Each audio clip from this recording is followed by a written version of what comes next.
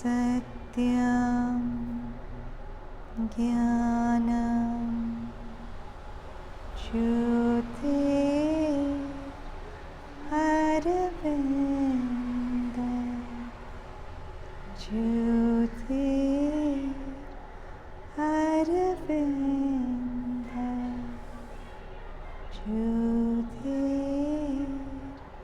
Aravinda.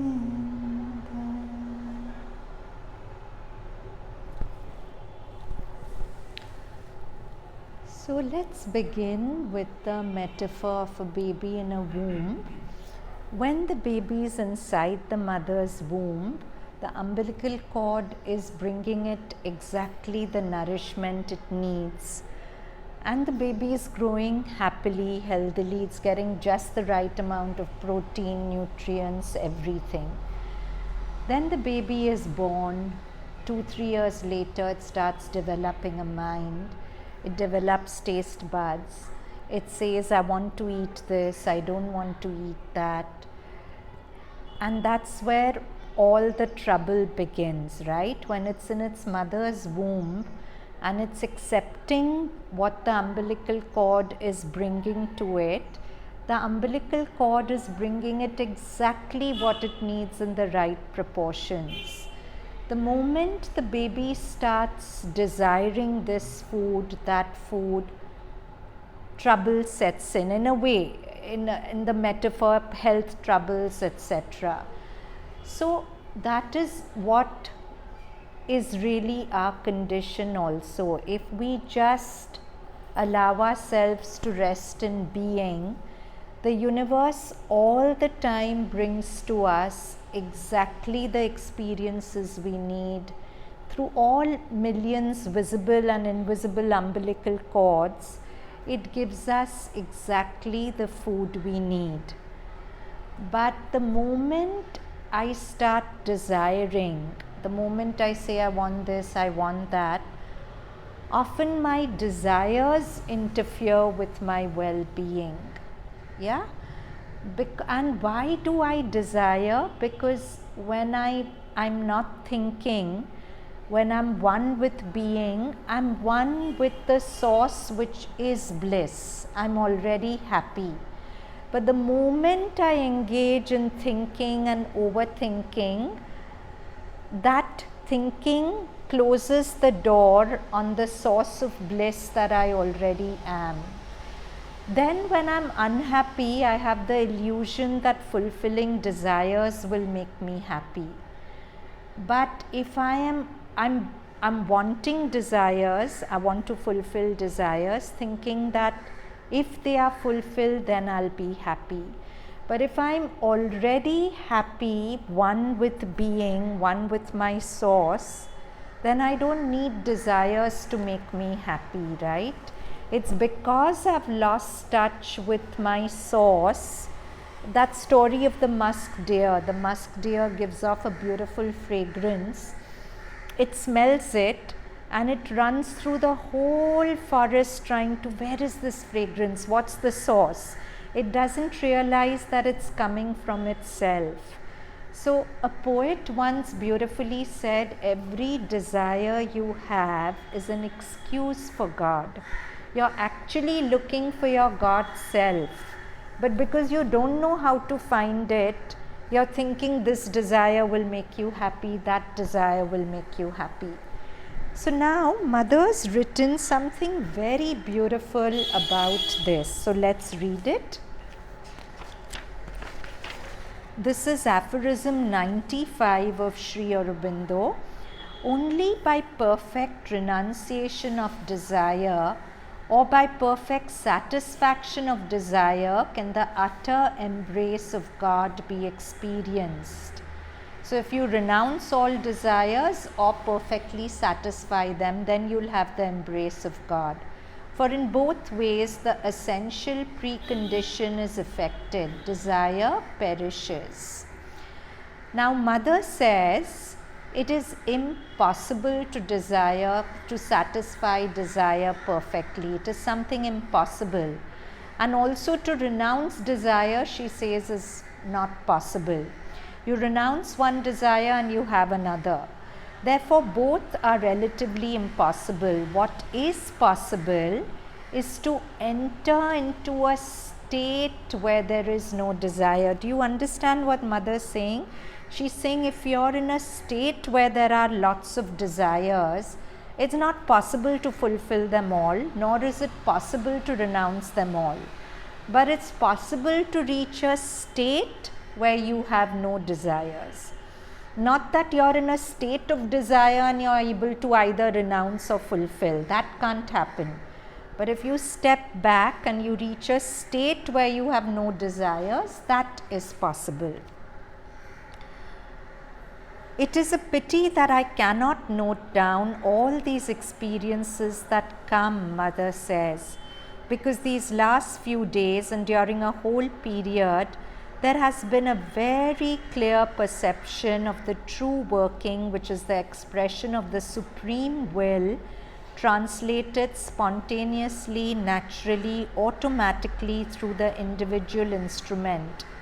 One might even say, for the mind is quiet, it keeps quiet through the body.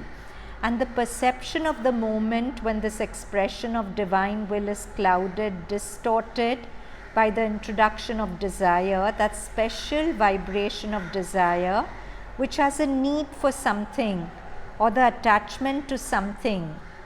The same motion can be sent, its vibration can be set into motion.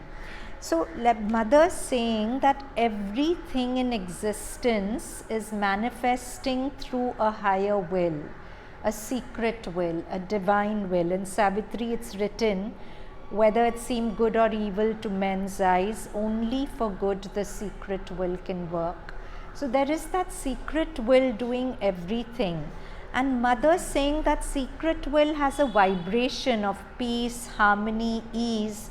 When that will is allowed to act, everything happens without friction, effortlessly, harmoniously.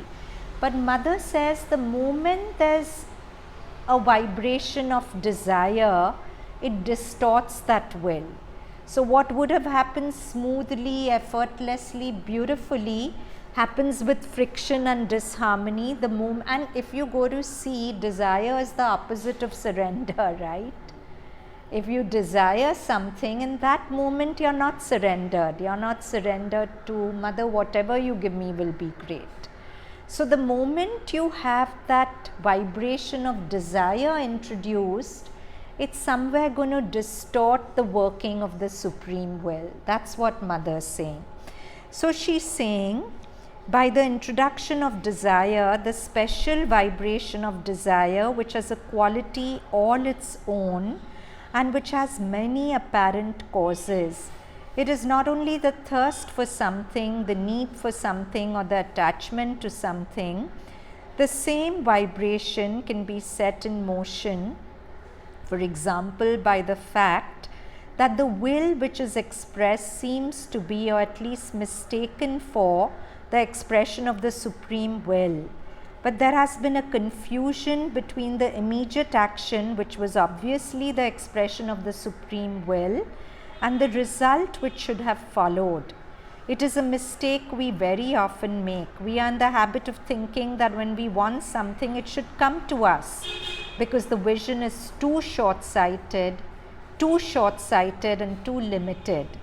Instead of having an overall vision which would show us that this particular vibration was necessary to set off a certain number of other vibrations, and that it is the totality of all that which will have an effect, which is not the immediate effect of the vibration emitted.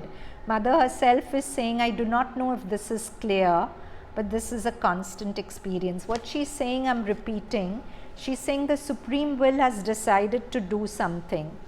And it does so by setting off a vibration which brings certain results.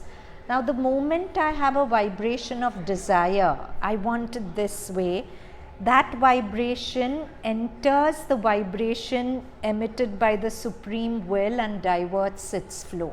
That's what mother is saying. As a matter of fact, during this period, I have studied and observed this phenomenon.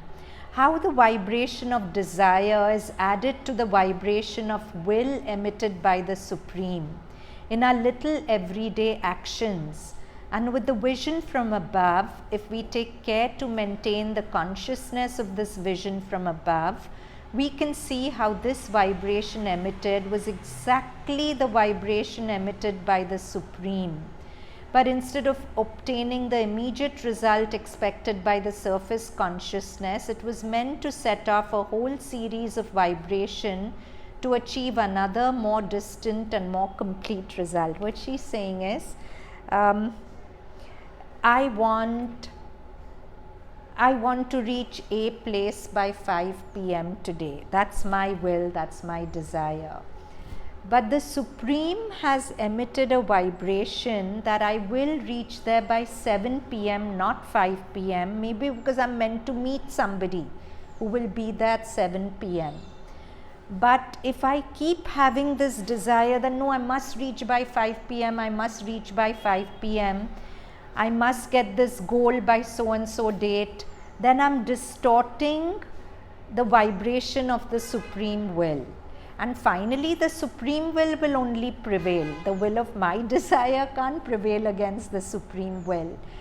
But my desire will delay the manifestation of the Supreme Will. Like suppose without my desire, I would have reached by 7. If I have a very strong desire, I will reach at 8. And that will make the divine more difficult because he'll have to do things to make the person I have to meet also reach at 8. So, if I'm in a state of surrender and I just let the vibration of the Supreme Will work, knowing that what's mine will know my face and come to me, I don't have to keep desiring. There are million invisible umbilical cords which are bringing me exactly the experience I need. So, if I can just be in that state of surrender, that is called the Sahaj Bhav in our Vedas, the state of ease, the state of free flow, where everything is just happening effortlessly without friction that comes when I'm not in a surrendered state, when I'm full of my own desires and my own self-will. Mother says, I'm not speaking of great things or of actions on a terrestrial scale. I'm speaking of the very small things in life. She gives an example. For example, saying to someone, give me this. And instead of giving it, that someone does not understand and gives me something else. I've asked for A, the person gives me B. So, if we do not take care to preserve an overall vision, a certain vibration may occur. For example, a vibration of impatience or of dissatisfaction, together with the impression that the vibration from the Lord is not understood and not received. Well, this little added vibration of impatience, or in fact of not understanding what is happening, this impression of lack of receptivity of response is the same quality as desire. So I tell Shailaja, give me a rose, but she ends up giving me a sunflower. And I get irritated. I wanted a rose, why did you get me a sunflower? But maybe the vibration of the higher will felt I needed a sunflower for my well-being today and worked through Shailaja to give me that. But the moment I express displeasure or impatience, I am diverting the action of that Supreme Will and what it wants to give me. So, in fact of not understanding what is happening, this impression of a lack of receptivity or response is the same quality as desire. So, even recoil, Mother saying, has the same quality of desire. I want and I don't want, both are desires. I don't want this is also a desire that I want the rose, so I don't want the sunflower.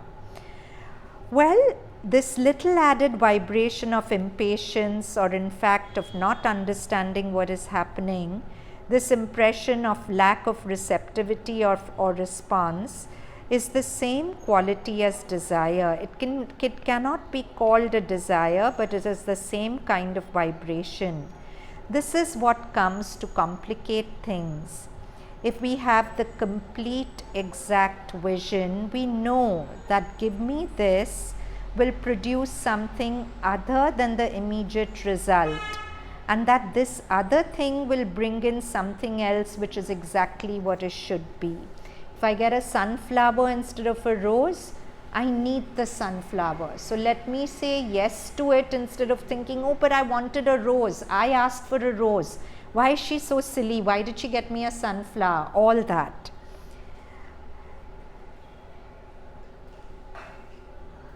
But this gave me the key to the difference in quality between vibration of will and vibration of desire. And at the same time, the possibility of eliminating the vibration of desire by a wider and more total vision. Wider, more total and far-seeing, that is to say, the vision of a greater whole. So mother's noticing all this in herself. She said that suppose I tell a person, give me this, and instead the person gives me that. Then she's saying, even in myself I detected a vibration of impatience, that why are you not receptive? Why are you not giving me what I want? But she's saying in her own experience, she saw that when she raised her vision to the vision of totality, she saw that the higher will is working through that person, even giving her something else. I insist on this point because this eliminates all moral factors. It eliminates this pejorative notion of desire. More and more the vision is eliminating all notions of good and bad, right and wrong, inferior and superior and all that. So the greatest obstacle to experiencing this state of sahaj, of free flow in life, is our mental rigidities. I want it this way only. You should behave like this only. I will only have it this way. So that is living totally controlled by your desires, and that is constantly diverting the divine will. You know, there was a beautiful quote, when I surrendered my pen to the divine, he wrote a beautiful destiny for me. With my pen, I'll try to write a destiny, but it'll always be so small, so incomplete. When I surrender, the divine writes the most beautiful destiny for me. So, there is only what might almost be called a difference of vibratory quality. Quality still gives the idea of superiority and inferiority. It is not quality, it is not intensity. I do not know the scientific term they use to distinguish one vibration from another, but that's what it is. Further, Mother says, it is always said that it is desire which creates difficulties. And indeed it is like that. Desire may simply be something added to the vibration of will, the will with a capital W. Desire is a vibration added to the vibration of the supreme will. When it is the one will, the supreme will expressing itself, is direct, immediate, there are no possible obstacles. And so everything that delays, hinders, causes complications or even failure is necessarily an admixture of desires. So she's telling us, if we experience failures, hiccups, little things like ill health, delays, postponements, it's because we are constantly adding the vibration of our desire to the vibration of the supreme will which is trying to manifest on earth. One can see it in everything. For example, take an external field of action. With the external world, external things, of course, to say that it is external is simply to put oneself in a false position. But for example, from the higher consciousness, the truth consciousness, you tell someone, go. I give one example among millions. Go and see this person and tell him this in order to obtain that. If that person is receptive, immobile within and surrendered, Then he goes, he sees the person and tells him the thing to be done without any complication, whatever, like that. So let's make it concrete. Mother tells, supposing A, go to the garden and plant, and tell B to plant potatoes, supposing. If this person A has an active mental consciousness, if he does not have total faith, if he has all the mixture of everything brought in by ego and ignorance, he sees difficulties, he sees problems to be solved, he sees all the complications, and of course all this happens. So A will think, array, but how will we plant potatoes? It's not the season to plant potatoes. Mother has told me to tell B to plant potatoes, but maybe I should tell him wait for a month, it's not season yet. So he'll add his own mental complications. And so according to the proportion, everything is always a question of proportion. According to proportion, it creates complications. It takes time. The thing is delayed, or even worse, it is distorted. It does not happen exactly as it should. It is changed, diminished, distorted, or in the end it is not done at all. If A is an extremely complicated person, then A will think, I don't want to give B the credit of planting potatoes. Mother wants potatoes planted in the garden, I'll only plant them. So you see, the desire and ego creates so many distortions in what the Supreme wills and desires for us. Yes? One sec, can you? Because otherwise they won't hear. You won't be heard. You've tried that.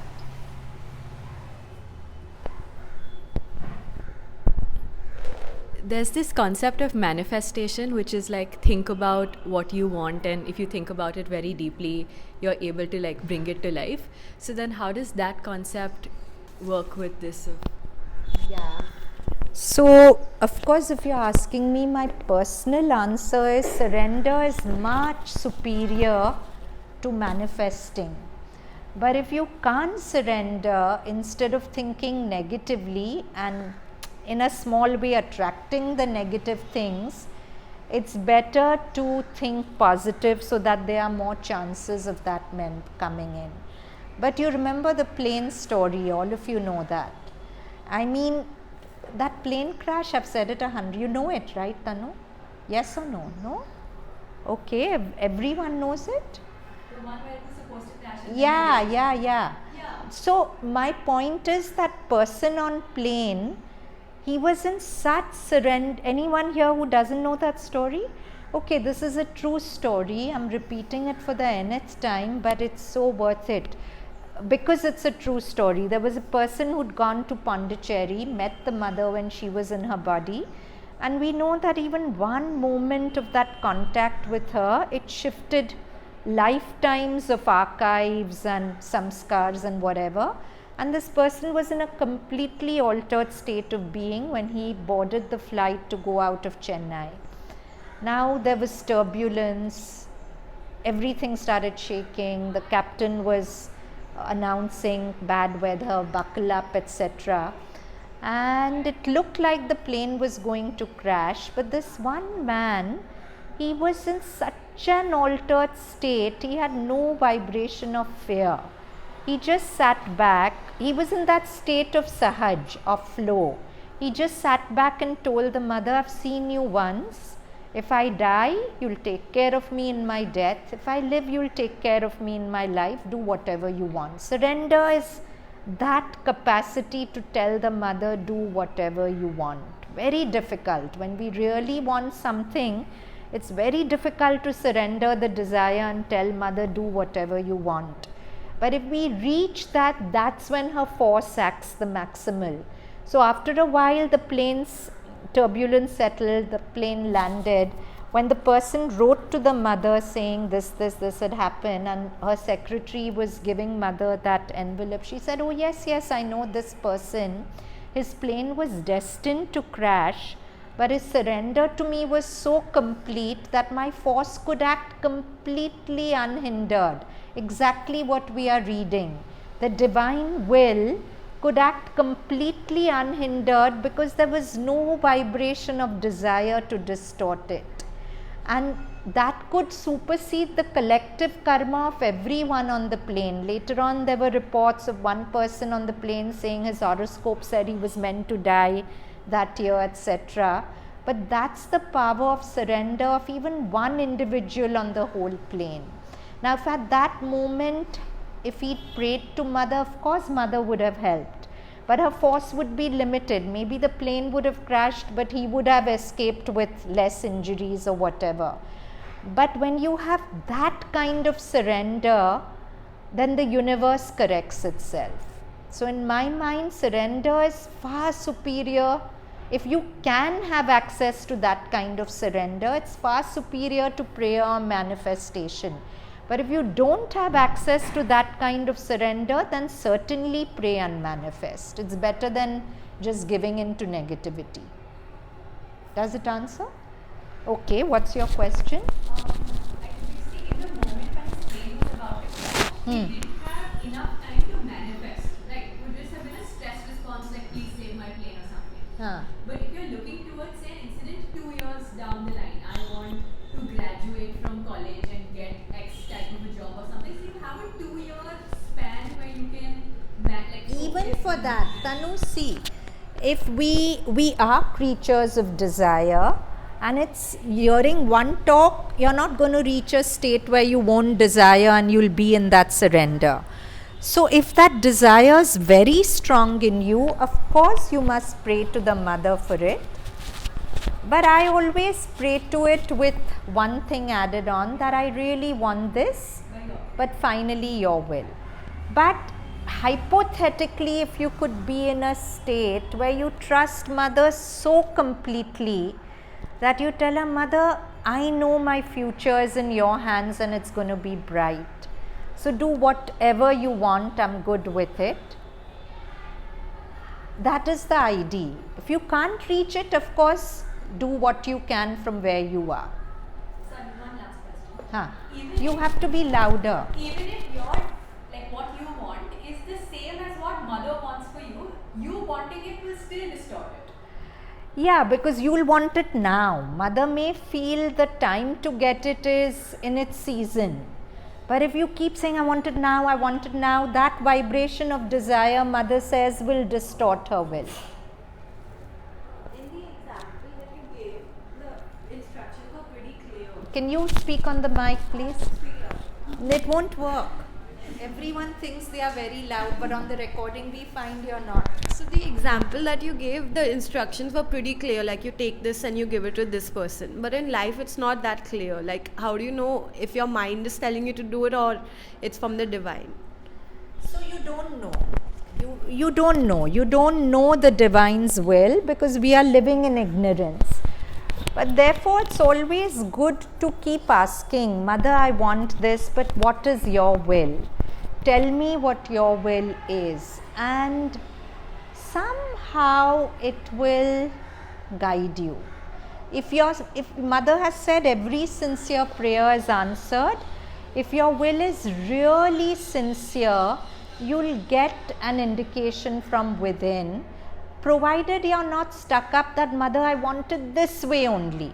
And for some of us, we are so self-willed, Mother's not even in the equation. There's not even, Mother, I want it this way. I want it this way. And I will have it this way only. And if it's not this way, I'm going to throw a tantrum. Then that's a field of ignorance which we are not even touching. So, yeah, continuing with the example Mother gives. If this person, so I'll read this again. You tell someone, go. I give one example among millions. Go and see this person and tell him that in order to obtain that, if this person is receptive, immobile within and surrendered, then he goes. He sees the person and tells him, and the thing is done without any complication, whatever, like that. If this person has an active mental consciousness, if he does not have total faith, if he has all the mixture of everything brought in by ego and ignorance, he sees difficulties, he sees problems to be solved, He sees all the complications, and of course all this happens. And so according to the proportion, everything is always a question of proportion. According to the proportion, it creates complications. It takes time, the thing is delayed, or even worse, it ends in it's not done at all. There are many degrees, but all that belongs to the domain of complications, mental complications and desires. Whereas the other way is immediate. There are countless examples of these cases, of all cases, and also of the immediate case. Then people tell you, oh, you have performed a miracle. No miracle has been performed. That is how it should always be. If you are in a state of flow, every day of your life is a miracle. There's no miracle. I mean, it should be like that. That's how the divine has intended it. But we keep complicating it with our mental thoughts, desires, overthinking, whatever. It is because the intermediary did not add himself to the action. The supreme secret is, when mother's action is happening, don't add yourself to the action. Stay out of it and let the action happen. I do not know if this is clear, but anyway. So, Siddhi, you asked, how do you know the divine will? I said you don't know. But if you really ask, you'll always get an answer. So from my own life, years before, when I was working in the corporate, and I was totally miserable because it wasn't my thing. I worked just 2 months. And I remember that time I hadn't consciously found mother, so I was praying in our fire temples.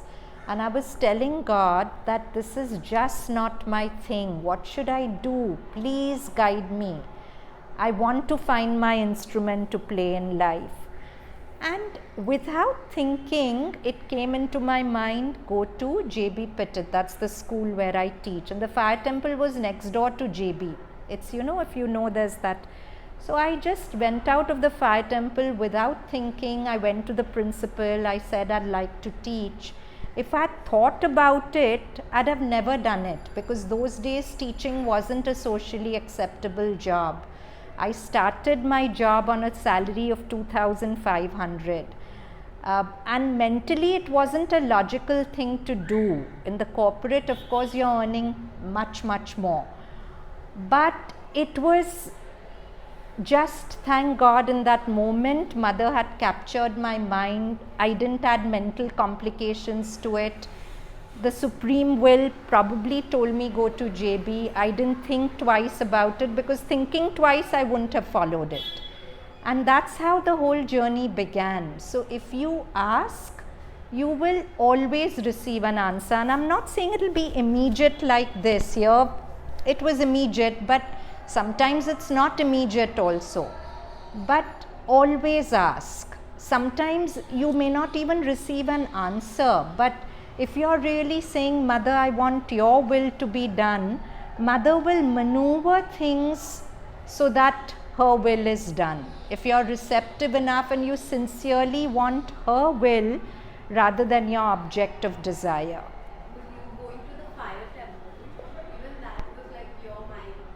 So Siddhi, I wasn't in the flow of surrender at all in those days. I'm not even completely, I'm trying. We are all work in progress. If I was in that sahat state, I would have been happy even in the corporate, but I wasn't meant to be. So even that unhappiness is part of the greater plan. Even that desire is part of the greater plan. You flow into the sahat state when you're ready for it, not any old time, not before you're ready for it. You say that not even like a leaf falls from the tree without Krishna. Yeah. But that means like if you stand under the tree and you say leaf fall, it will not fall. Because like your desire will make it fall.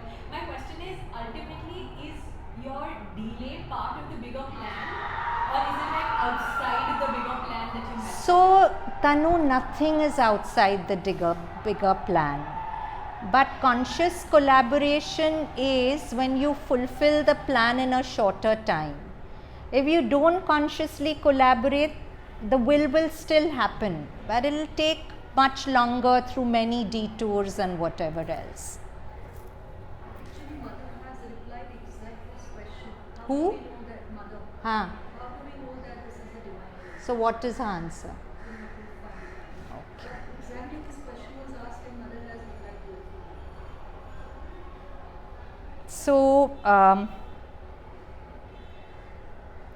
So this ranges from the smallest thing to an action on the terrestrial scale. There are examples in terrestrial action of things that have been done in this way.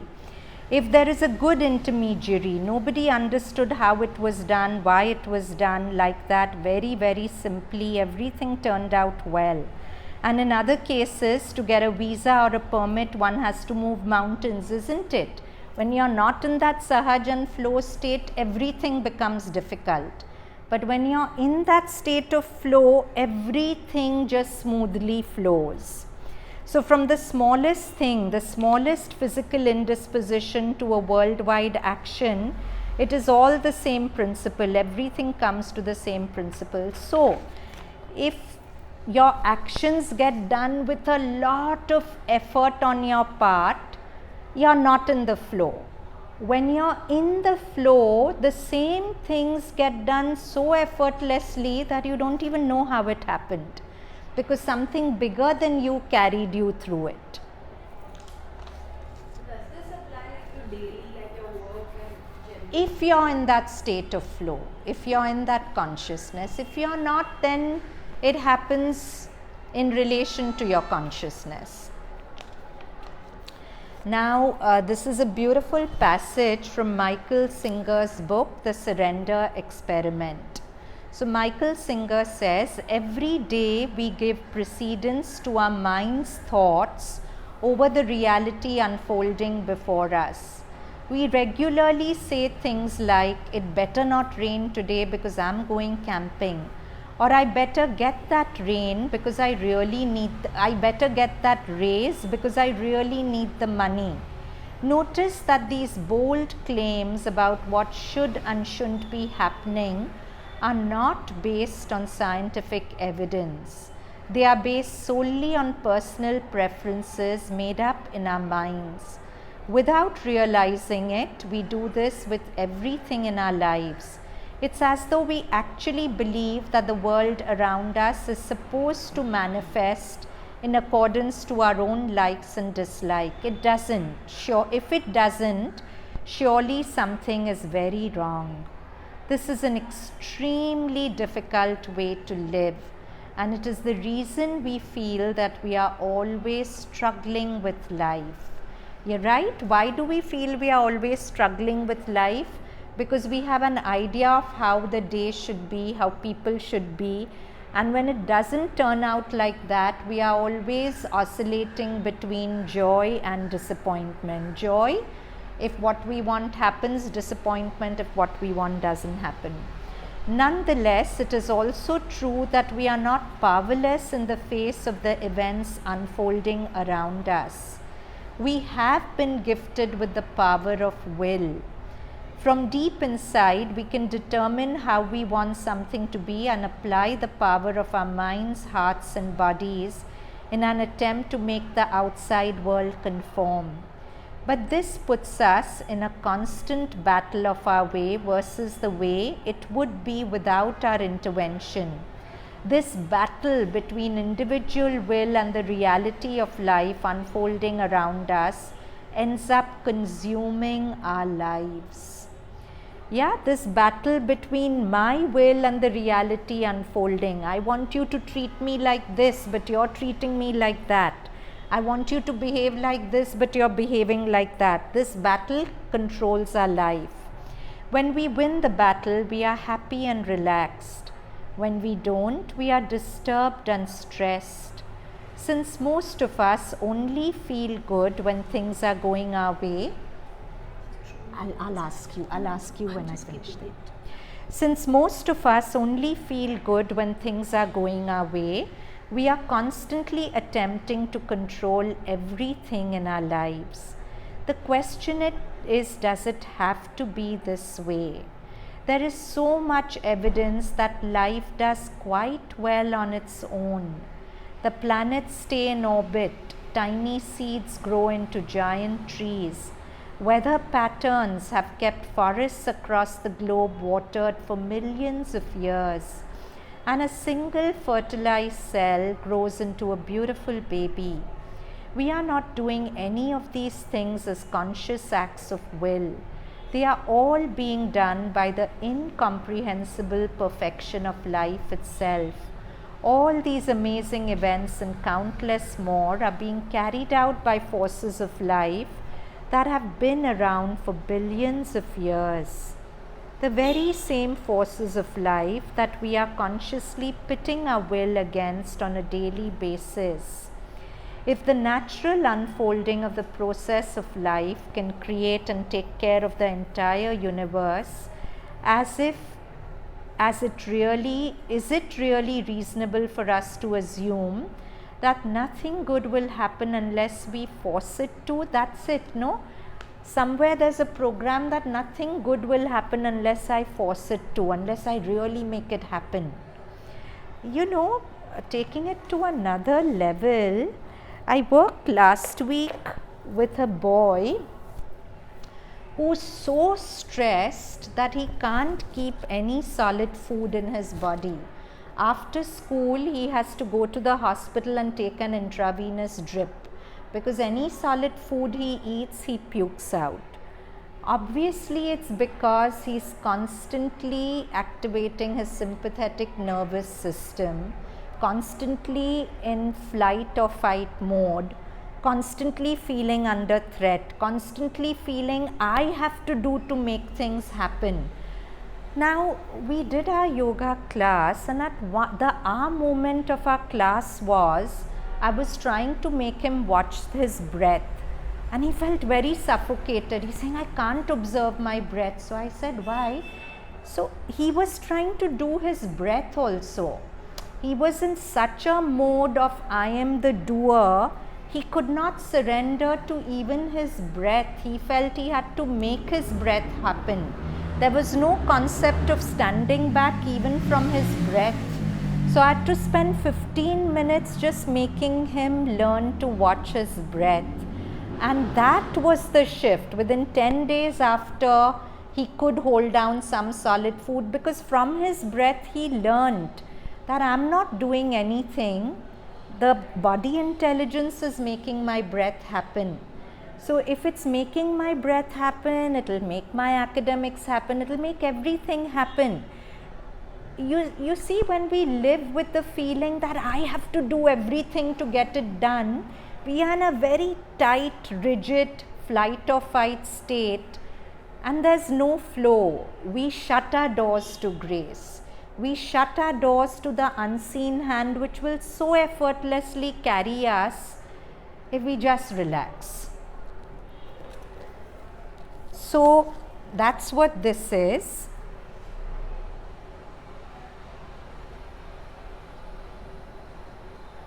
How can there possibly be a more important question?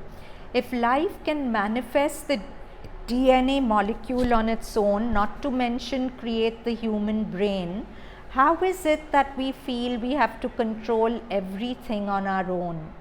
There must be another, more sane way to approach life. For example, what would happen if we respected the flow of life and used our free will to participate in what's unfolding instead of fighting it? So beautiful. Mother saying, if we used our free will to participate in what's unfolding instead of fighting it, not Mother, Michael Singer, instead of fighting it, what would be the quality of the life that unfolds? Would it just be random events with no order or meaning, or would the same perfection of order and meaning that manifests in the rest of the universe manifest in everyday life around us? What we have here is the basis of an amazing experiment. At the heart of the experiment is the simple question. Listen carefully. Am I better off making up an alternate reality in my mind and then fighting with reality to make it be my way?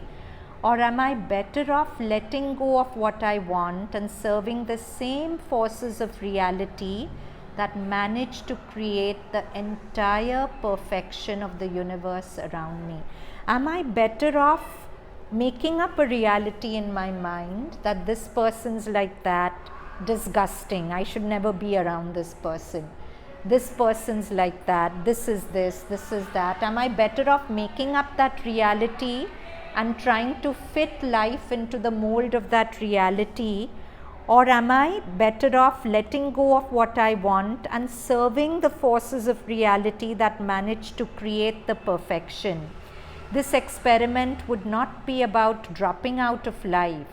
It would be about leaping into life to live in a place where we are no longer controlled by our personal fears and desires. So beautiful. It's about leaping into life to live in a place where we are not controlled by our fears and desires. For lack of a better name, I have called this the surrender experiment. And to the best of my ability, I've devoted the last 40 years of my life to seeing where the flow of life's events would naturally take me. What happened over the course of these 4 decades, 40 years, is nothing short of phenomenal. Not only did things not fall apart, quite the opposite happened. As one thing naturally followed the other, the flow, comprehension. Let it be clear right from the start, however, that this type of surrender does not mean living life without the assertion of will. My story of these 40 years is simply the story of what happened when the assertion of will was guided by what life was doing instead of what I wanted it to be. How could I possibly explain the great freedom that comes from realizing to the depth of the being that life knows what it's doing? Only direct experience can take you there. At some point, there's no more struggle, just the deep peace that comes from surrendering to a perfection that's beyond your comprehension.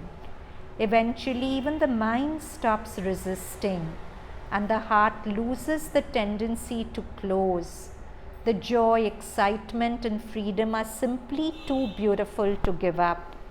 Once you are ready to let go of yourself, life becomes your friend, your teacher, your secret lover. When life's way becomes your way, all the noise stops and there's a great peace. So Mother says the supreme secret is to make your whole being one with the divine will. What a gem! The supreme secret is to make your whole being one with the divine will. So Hetal, where exactly is it? 12? So Hetal says Mother has given us how to distinguish what the divine will is. It is very difficult to find the borderline between a true need and desire. This is from the Sunlit Part, page 9. And there we really facing a problem which compels an extraordinary sincerity. For the very first way in which the vital meets life is through desire, and yet there are necessities. But how to know if things are really necessary, not desired? For that you must observe yourself very attentively.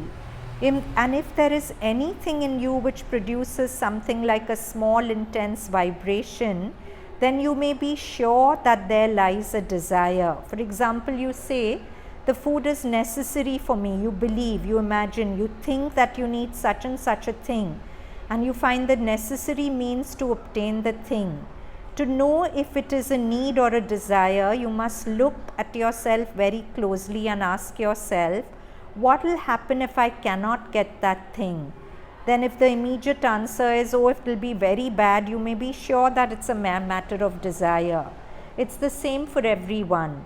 For every problem you draw back, look at yourself and ask, let us see, am I going to have the thing? If at that moment something in you jumps up with joy, you may be certain there's a desire. On the other hand, if something tells you, oh, I'm not going to get it, and you feel very depressed, then again it's a desire.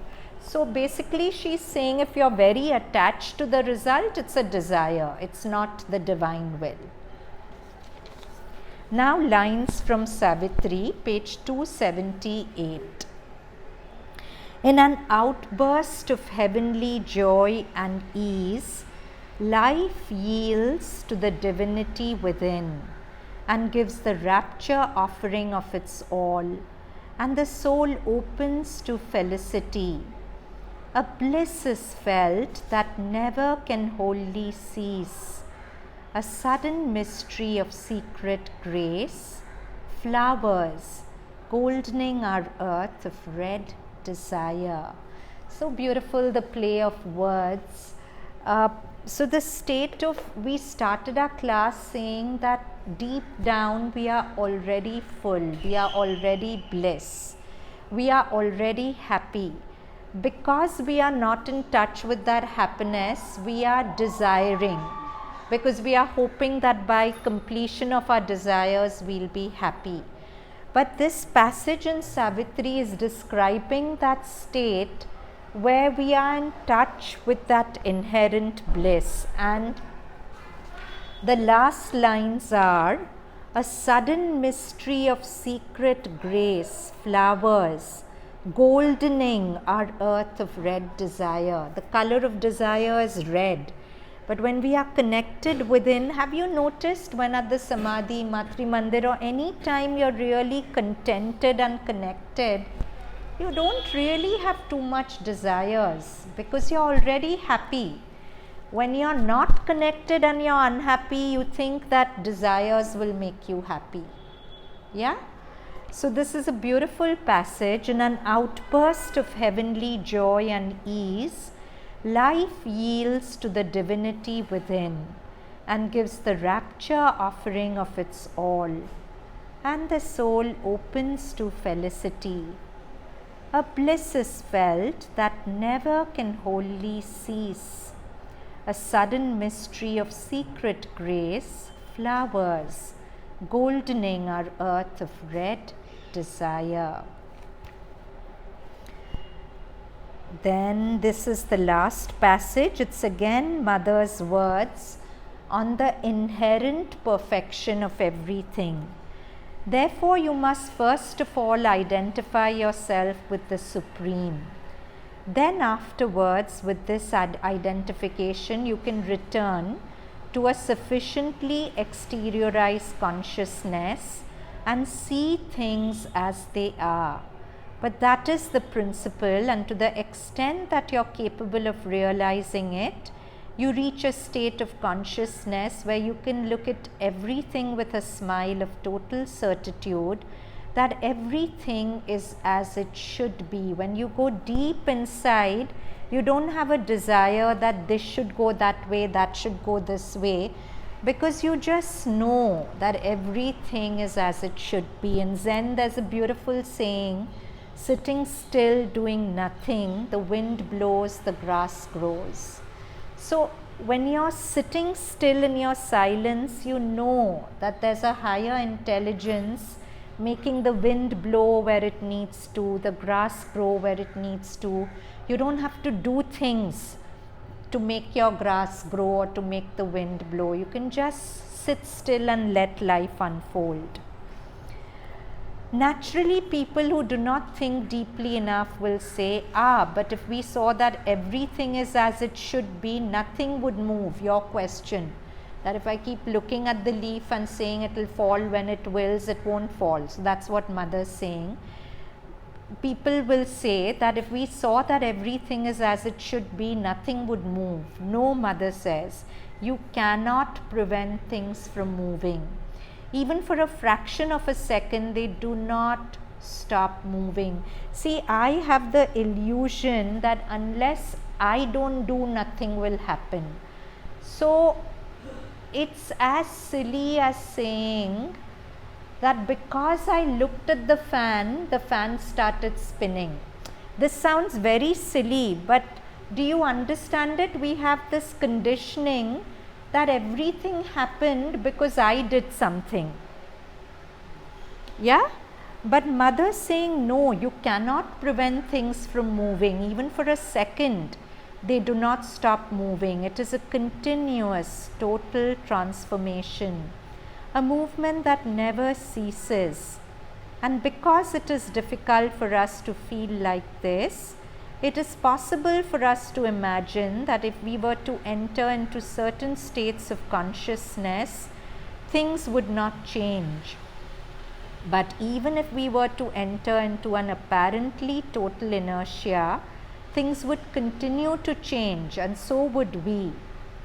Basically, disgust, revolt, anger, all these movements of violences are necessarily movements of ignorance and limitation, with all the weakness that limitation presents. Revolt is weakness, it is a feeling of impotent will. Do you see that?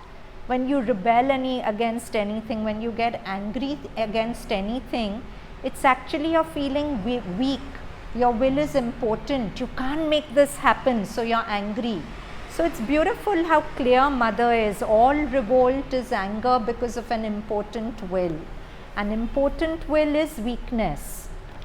So anger gives you the illusion of being strong, but actually you're feeling very weak. If you weren't feeling weak, you wouldn't get angry. You will, or you think you will, you feel, you see that things are not as they should be, and you revolt against whatever does not agree with what you see. But if you were all powerful, if your will, your vision were all powerful, there would be no occasion for you to revolt. You would always see that all things are as they should be. If we go to the highest level and unite with the consciousness of the Supreme Will, we see at every second, at every moment of the universe that all is exactly as it should be, exactly as the Supreme wills it. That is omnipotence. And all movements of violence become not only unnecessary but utterly ridiculous.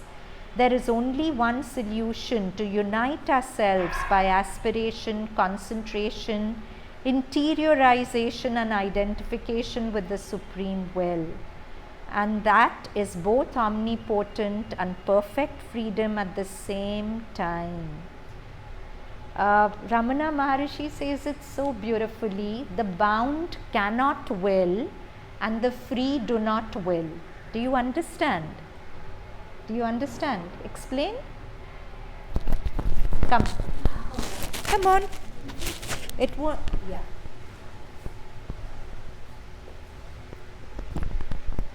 I think it means that when you don't have an independent consciousness, you're not able to will things for yourself because your consciousness isn't strong enough. And when you have an independent consciousness, like when you're able to build your consciousness to a certain level, then you don't feel the need to wish for something other than the divine will. Nice. So the bound are people who are not enlightened. So they don't really have a free will. They are just puppets in the hands of nature. So the bound cannot will. And the free, one who is one with God, they do not will because they are one with God's will. They have achieved the supreme secret that Mother talks about. The supreme secret is to make your whole being one with the divine will. So they don't need to will anything. But the bound will anyway go with the will. Huh? The bound. The bound in a distorted way is executing the supreme will, but in a very distorted way.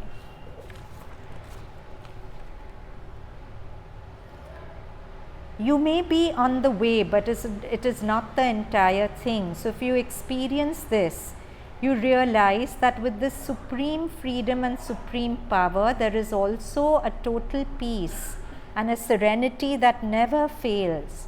Therefore, if you feel something which is not that, a revolt, a disgust, something you cannot accept, it means that in you there is a part which has not been touched by the transformation. Something which has kept the old consciousness, something which is still on the path, that is all. So, Moving from desire to joy is the title of the talk. If we live in a movement of desire, it's like trying to quench our thirst with salt water. We'll keep trying to fulfill our desires, but we'll keep remaining thirsty.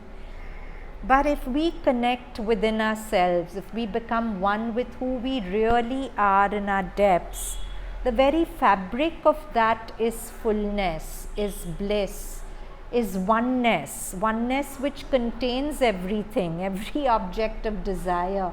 So I think Krishna once said, there is nothing I desire and every object of desire is in me. He can't desire because everything is already in him. So if we live in a state of quiet surrender, saying that suppose I give up planning my life and I let God plan my life, just for a day try it. I have no plan for my day today. Whatever you plan for me, I will make peace with it without adding my vibration of desire to it. And just see how it goes. For any work also, if we have a desire that, wow, I want to do this well so that I get awards, I get fame, I get recognition, that desire will always distort the final outcome. But if I do work nishkam, as the Gita says, nishfal, without desire for fruit, but I'm in surrender to you, I just want to execute your will. If I actually can work even a little bit out of that, there'll be such a flow in what you do and you'll never get tired. I've always noticed this, when you're in the flow and you're working, you never experience fatigue. Time just flies, you don't know how it's gone. But if there's a lot of personal effort and desire that I want this outcome and that outcome, then of course grace is still kind, you'll still deliver, but you'll come out of it feeling tired. And the outcome will always be compromised as compared to if you were in that sahat state of free flow. Yeah? Chalo, let's end with 3 ohms.